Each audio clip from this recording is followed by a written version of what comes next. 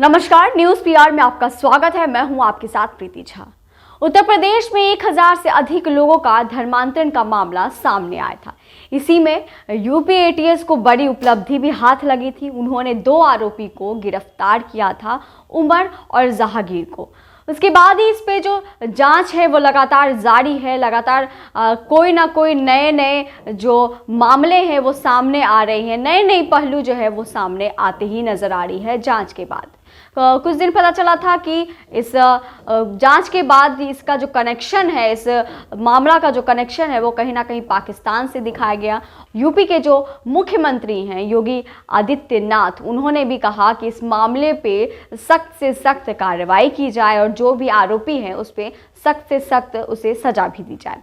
अब जो है एक नया पहलू इसी मामले को लेकर सामने आया है, वो है कि इस गिरोह में जो है वो खास करके युवती महिलाओं को टारगेट किया गया है। जी हाँ, हम आपको बता दें कि धर्म परिवर्तन मामले में गिरफ्तार जो मोहम्मद और उमर गौतम है, उन्होंने उनसे जो एटीएस की टीम है वो पूछताछ की। पूछताछ में ये मामला सामने आया है कि इसके मुताबिक ग्रामीण इलाकों की युवतियां जो हैं वो ज़्यादा तरीके से इस मामले की शिकार हुई हैं।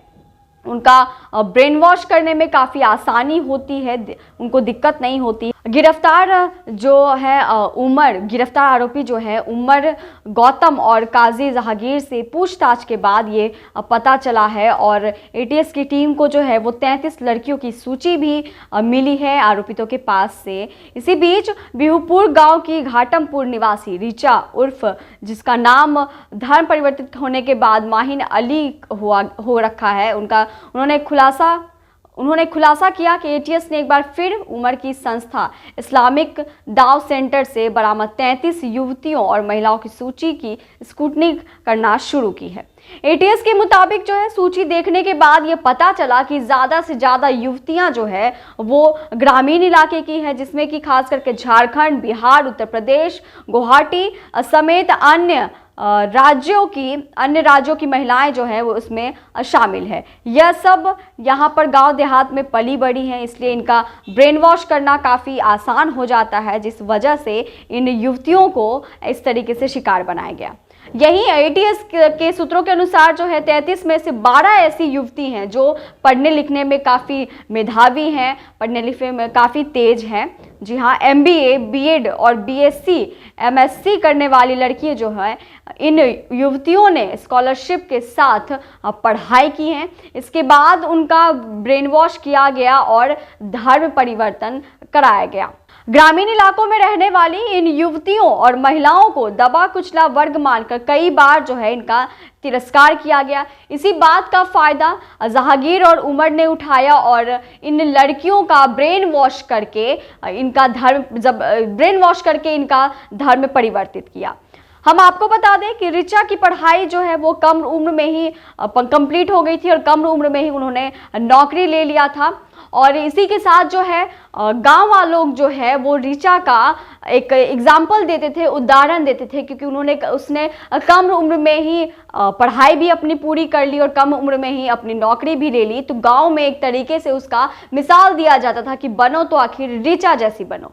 तो रिचा, लेकिन जब एटीएस की टीम रिचा के घर पे पहुंची, जिस तरीके से एटीएस की टीम को सूची मिला था, तो उस सूची के अनुसार रिचा का नाम भी उसमें शामिल था और एटीएस की टीम इसी के बाद रिचा के घर पहुंची। तब रिचा के जो परिवार वाले हैं उनको भी इस बात का पता चला कि रिचा ने अपना धर्म परिवर्तन जो है पहले ही कर लिया था और उनको इस बात की जानकारी भी नहीं थी।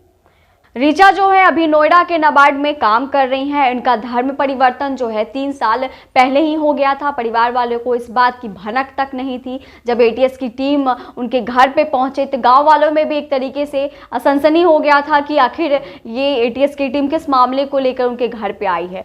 जब गाँव वालों के साथ साथ घर वालों को भी इस बात का पता चला कि रिचा जो है वो 3 साल पहले ही अपना धर्म परिवर्तन करा ली थी अपने धर्म का, तो उन्हें भी ये बात जानकर काफ़ी आश्चर्य हुआ और गांव वाले भी इस बात को लेके कई कई बातें भी बनाने लगे। लोग उनसे पूछताछ करने के लिए ऋचा के घर पे पहुंच गए तो परिवार वाले कुछ भी कहने से मना कर रहे हैं। उन्होंने दरवाज़ा ही नहीं खोला कि गांव वाले के किसी भी सवाल का वो जवाब दे सके। अंत में वो बाहर आए। उन्होंने कहा कि कोई भी बात इससे जुड़ी कोई भी बात अगर जाननी है तो ऋचा का नंबर है, आप खुद ही उससे पूछ लो, क्योंकि हम परिवार वाले हैं, हमें भी इस बात की जानकारी नहीं है। तो इस तरीके से कई सारे जो पहलू हैं वो इस जांच में सामने आ रही है। एटीएम की टीम इस जांच पे अपनी पैनी नज़र लगा के रखी है, क्योंकि यूपी के जो मुख्यमंत्री हैं योगी आदित्यनाथ, उन्होंने सख्त तरीके से ये कह दिया था कि इस जांच की पूरी से पूरी सख्ती से पालन किया जाए, इस जांच को अच्छी तरीके से अच्छी निगरानी में इस जांच को किया जाए, जिससे कि जो भी आरोपी है उसको सख्ती का कानून मिल सके, सख्ती की सज़ा मिल सके। तो इस तरीके से अभी 33 लड़कियों की सूची जो है वो बरामद हुई थी। पहले ये बताया गया था कि इसका कनेक्शन कहीं ना कहीं पाकिस्तान से है। अब एक नया पहलू सामने आया है कि 33 मेधावी लड़की जो कि काफ़ी पढ़ी लिखी है, उनका ब्रेन वॉश करने के बाद उनका ज़बरदस्ती धर्म परिवर्तन कराया गया।